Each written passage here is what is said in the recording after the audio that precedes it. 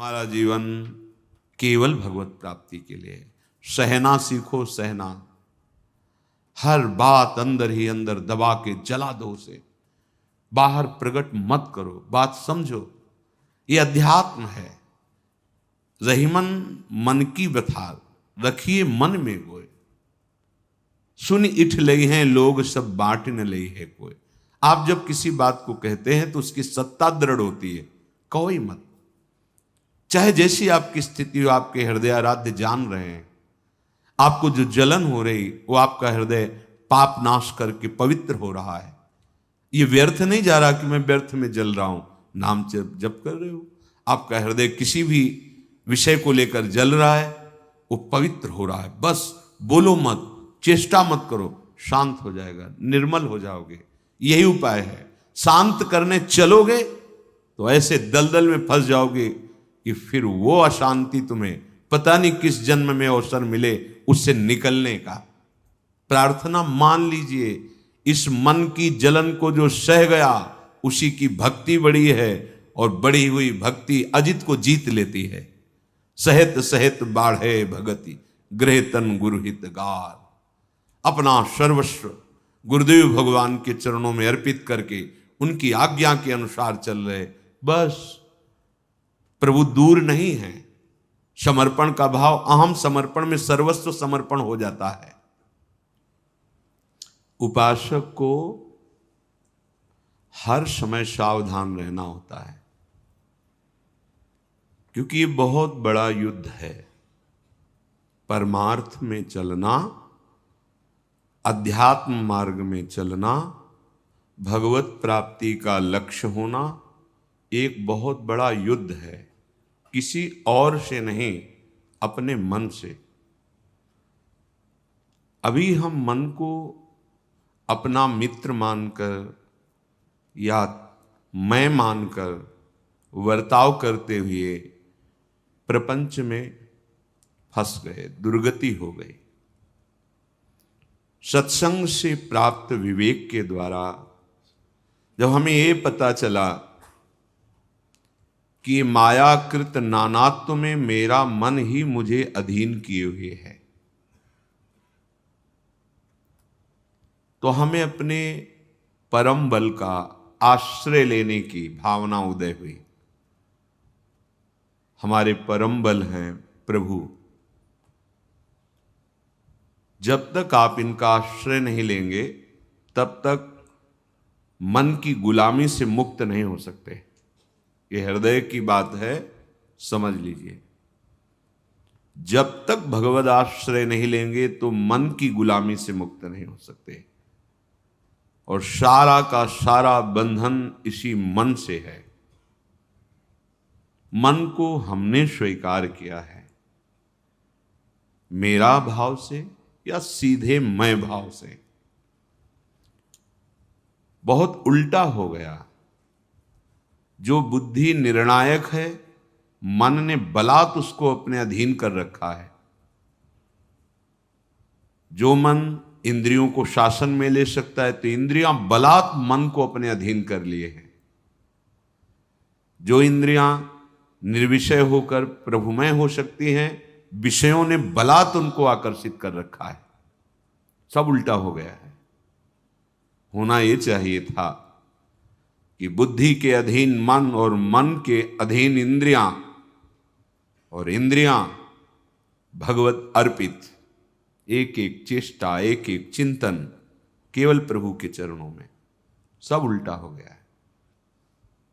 इसी से हमारी समझ बिगड़ गई है। हम ईर्ष्या से, द्वेष से, राग से, नाना प्रकार की ऐसी रस्सियां हैं जिनसे अपने को जकड़ते जा रहे हैं। और मन इतना जलाता है कि हम उसे सहन नहीं कर पाते। क्यों? क्योंकि महाबल प्रभु का सुमिरन छूट गया। एक एक शब्द पकड़ लेना।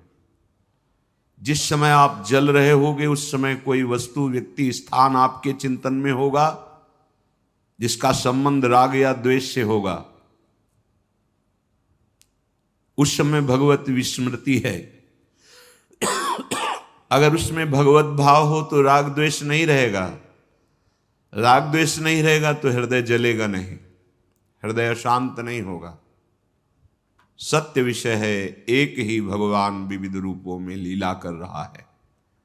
हमें बचना है राग और द्वेष से। हमें मन की जलन को अपने में नहीं मानना है। लाख समझाओ पर वो समझ में नहीं आ रहा। भगवान कृपा करें और आप अपनी बुद्धि को सत्संग के वाक्यों के द्वारा मार्जन करें। अपवित्र हो गई है, मल लग गया है। पवित्र बुद्धि होगी तो प्रकाश प्रकट हो जाएगा ज्ञान का। किससे द्वेष करते हो, किससे जलते हो, क्यों जलते हो? अपने अंदर प्रश्न करो। जब जिसकी हम प्राप्ति के लिए निकले वही सब रूपों में है, फिर हम जलन क्यों, फिर द्वेष क्यों, एक की प्रशंसा एक की निंदा क्यों? इसी अज्ञान को तो दूर करने के लिए परमार्थ मार्ग में आए हैं। हमारा मन जब जनेन्द्री के साथ होता है तो काम भाव को प्राप्त हो जाता है, नेतेंद्री के रूपाशक्त होता है, मोह भाव को प्राप्त हो रहा है। एक एक इंद्री। उस समय आपका भजन कहां गया था? सत्य देखना, उस समय क्या आप प्रभु के चिंतन में थे? प्रभु का नाम चल रहा था? नहीं। फिर कैसे उपासक हो? शास्त्रों बार सत्संग में सुन चुके, हानि हरिवंश के नाम अंतर परे, लाभ हरिवंश उच्चरत बानी, तब सुख हरिवंश गुण नाम रसना रटत, और बहुवचन अति दुख दानी। नहीं समझ में आ रहा? नाम छूटा, कोई न कोई वृत्ति फंस जाएगी, राग से या द्वेष से। बड़ा मुश्किल होता है छुटाना। वो उपासक ही जानता है, संसारी व्यक्ति क्या जाने।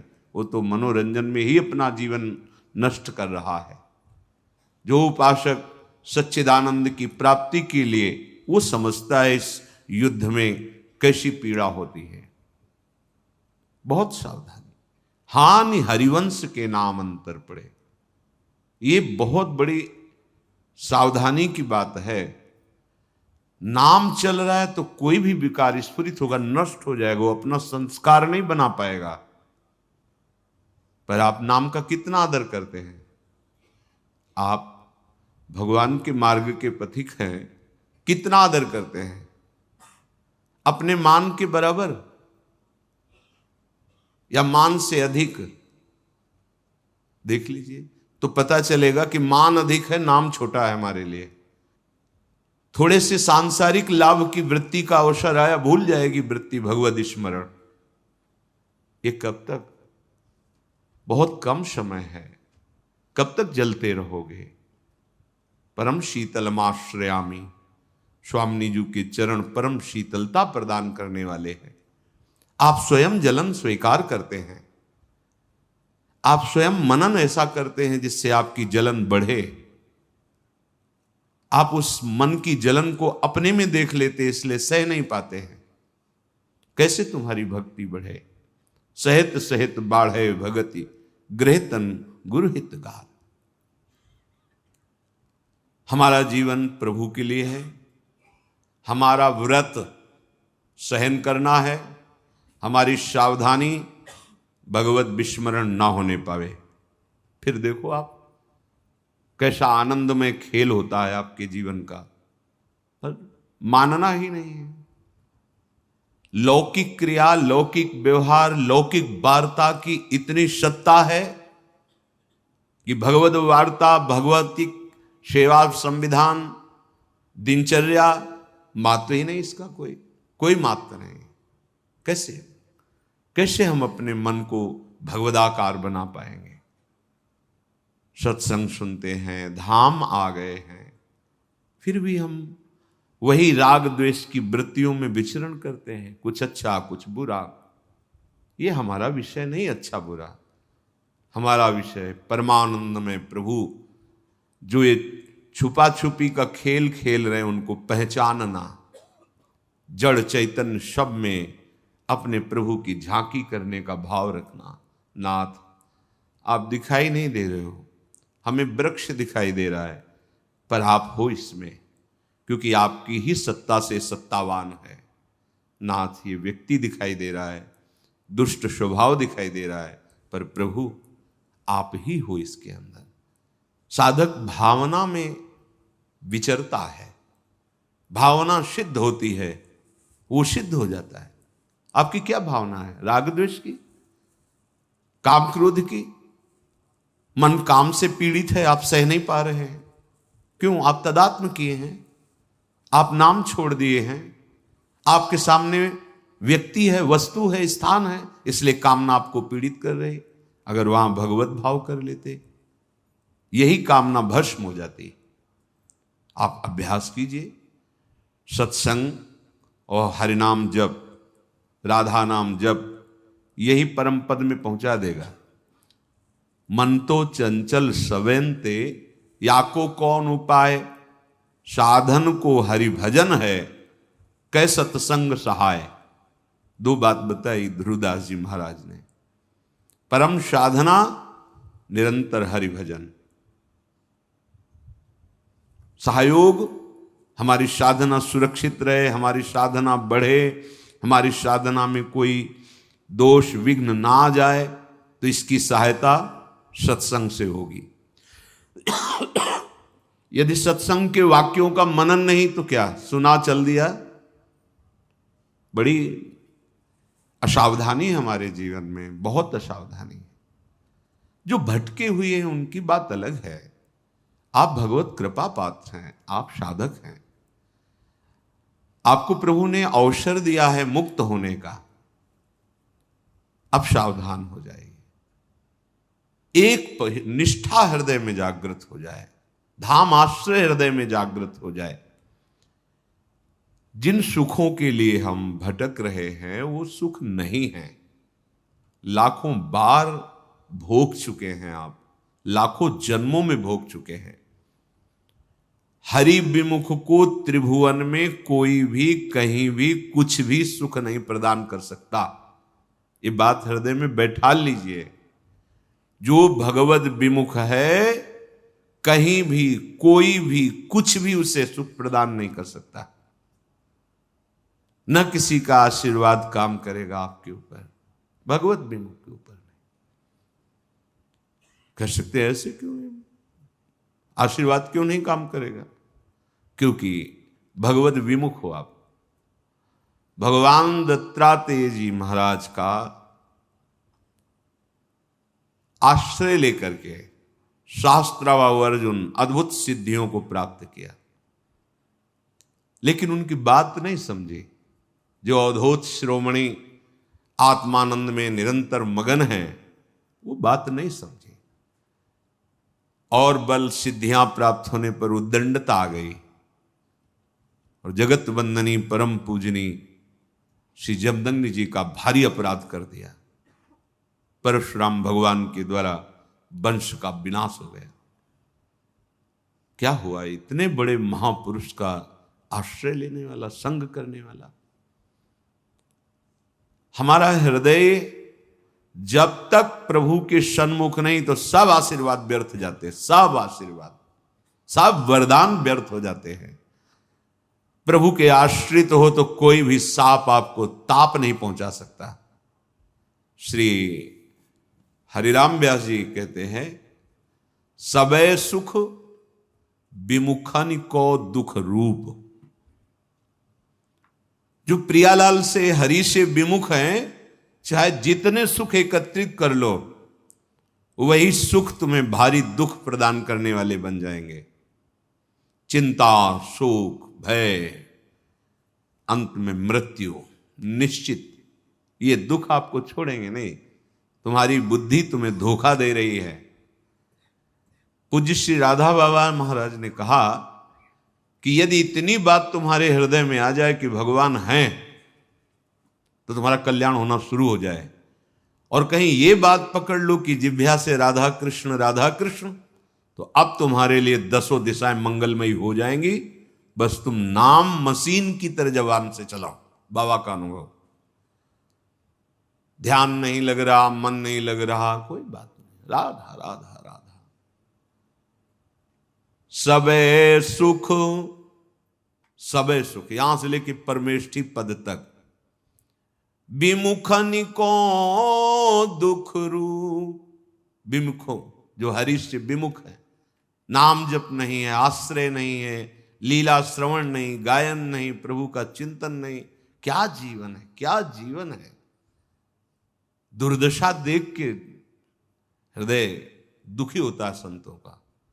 जो बड़े बड़े तप लोग जन लोक में विराजमान महर्षि जन हैं कि अरे ये हमसे ऊपर जा सकते हैं। भारत भूमि में जन्म लेकर जो हमारे भगवत आराधन के मर्मज्ञ वेदज्ञ ऋषि जन हैं, सिद्धांत बताएं, उसके अनुसार चलकर ये हमसे ऊपर जा सकते हैं, वैकुंठ जा सकते हैं, आप साकेत जा सकते हैं, आप भगवान की नित्य विहार लीला में प्रवेश कर सकते हैं। उनको दुख है इस बात का, इतना सुंदर मनुष्य जीवन पाकर ये भगवत विमुख समय नष्ट कर रहे हैं। जहां न रसिक अनन्य सीयतु, वृंदावन के भूप, सबे सुख विमुखन को दुख रूप। जिसके जीवन में संत नहीं, वो जीवन प्रकाश को प्राप्त नहीं होता, पक्का। जैसे हमें जीने के लिए अन्न चाहिए, जल चाहिए, वायु चाहिए, ऐसे जीवन के परम लक्ष्य के लिए हमें संत चाहिए। जहां न रसिक अनन्य सेयतु, जिसके जीवन में किसी भगवत प्रेमी महात्मा का संबंध नहीं है, वो जीवन प्रकाशित नहीं हो सकता। अर्थात अज्ञान अंधकार, माया अंधकार में भटकता रहेगा कोई भी हो। समस्त आसक्तियों को नष्ट करने की सामर्थ्य भगवत प्रेमी महात्माओं के वचनों में होती है। उनके वचनों का आदर पूर्वक पालन करने पर वृंदावन के भूप श्री वृंदावनेश्वर, श्री वृंदावनेश्वरी युगल लाडले परिचय में आ जाते हैं, अपने जीवन लगने लगते हैं। फिर उनका स्मरण करना नहीं पड़ता, वो स्मृति बन के बैठ जाते हैं। मान लीजिए, स्मरण करना और स्मृति में बैठ जाना, स्मृति में बैठ जाते हैं। कब? जब रसिकों का, अनन्य रसिकों का, भगवत प्रेमी महात्माओं का संग, जिसके जीवन में संत नहीं, अज्ञान अंधकार में भटकता ही रहे, क्यों म्यों ये वो। आंखें हैं, देखो खोलकर, कौन है संपूर्ण सृष्टि का विधाता? कौन है? कोई तो है। जब कृति है, रचना है, तो रचना करने वाला भी है। जब ये सब प्रगट है, तो प्रगट करने वाला भी कोई है। वही हमारा स्वामी है, उसी के हम अंश हैं, या वही हमारी आत्मा है। हरि राम व्यास जी कह रहे हैं, संतों का संग नहीं हुआ, प्रभु का आश्रय नहीं हुआ, तो उसके हृदय में दया नहीं होती। दया के बिना हृदय कठोर, कठोर हृदय में ही सारे विकार। दया, द्रवित हो जाना, दूसरे के दुख को देखकर कैसे निवृत्त हो, ये कैसे सुखी हो, इसका कैसे मंगल हो। संतों की जो दृष्टि होती है वो परम दुख निवृत्ति के लिए होती है। वो पत्ते नहीं काटते, वो जड़ उखाड़ते हैं। हमें कोई बीमारी हुई, डॉक्टर के पास गए, उस बीमारी की औषधि दे दी, बीमारी ठीक हो गई। फिर हमसे ऐसे कर्म हो रहे हैं कि और नए हमें दुख मिले। उस बीमारी की, उस दुख की जड़ क्या है जो सदा सदा के लिए खत्म हो जाए? बोले वो है अज्ञान, वो है अविद्या, वो है भगवद विमुखता। संत जन कृपा करके भगवान के सन्मुख कर देते हैं। जो मंगल भवन है, आनंद समुद्र हैं, जो अपनी आत्मा है, कोई और थोड़ी है। आए हुए दुख की निवृत्ति तो अपने आप हो जाएगी, आप करो या ना करो। जैसे दिन है तो अपने आप रात्रि में बदल जाएगा, रात्रि के बाद दिन आ जाएगा, बदलना है उसको। ये टिकाऊ नहीं है। आगमा पाइनो अनित्यास, ये आने जाने वाले हैं। इनके लिए संत समागम थोड़ी होता है। सत्संगति संस्कृति कर अंता, आवागमन के चक्र का ही नाश कर दे, भव रोग को जड़ से मिटा दे, उसे सत्संग कहते हैं। तब है बड़े भाग पाइप सत्संगा। व्यर्थ का प्रपंच दिमाग में भरा हुआ, व्यर्थ का प्रपंच। जब तक इसे आप छोड़ेंगे नहीं आग्रह, तब तक संत वचन आदर सहित स्वीकार ही नहीं कर सकते। जब ये वचन ही स्वीकृत नहीं हुए तो आपका मिलना, आपका बैठना कोई खास बात नहीं हुई।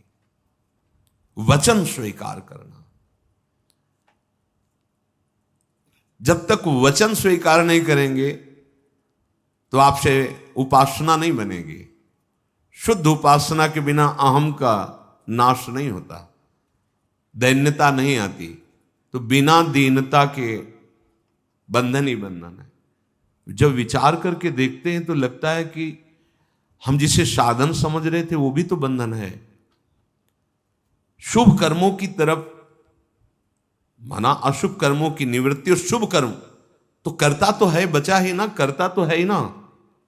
जब करता है तो भोगता तो होना ही पड़ेगा, अवश्य में भोक्तव्यम। जब शुद्ध विचार जागृत होता है तो ये लगता है अरे हमको भगवत प्राप्ति करनी है, शुभ नहीं इकट्ठा करना। ये शुभ का भी बंधन त्यागना है। तो फिर भगवत प्राप्ति किससे होती है? दैन्य भाव से भगवान की शरण होकर निरंतर नाम जप करते हुए। जो भी है भगवद अर्पित है। जीवन, हमारा चिंतन, हमारा बाहरी व्यवहार, इससे भगवत प्राप्ति होती है।